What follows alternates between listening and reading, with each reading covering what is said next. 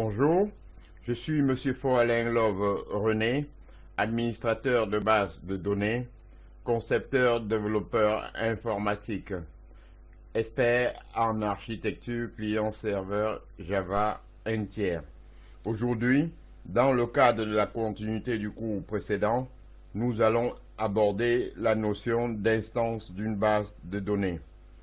En effet, pour comprendre l'architecture d'Oracle, deux concepts essentiels doivent être maîtrisés, la base de données et l'instance.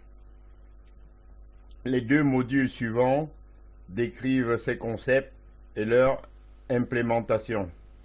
Dans ce module, nous allons étudier plus en détail le fonctionnement de l'instance comme on l'a vu dans le module de l'architecture d'Oracle. En effet, une instance est l'ensemble des processus d'arrière-plan et des zones mémoire qui sont allouées pour permettre l'exploitation de la base de données. Vous pouvez remarquer que l'ensemble de ces composants sont stockés essentiellement en mémoire. Les caractéristiques de l'instance sont contenues dans un fichier de paramètres associés. Une instance, en fait, correspond à une base de données et une seule.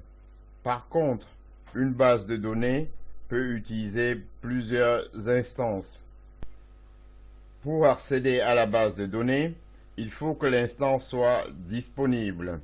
Le démarrage et l'arrêt de l'instance sont des tâches dévolues à l'administrateur de la base de données.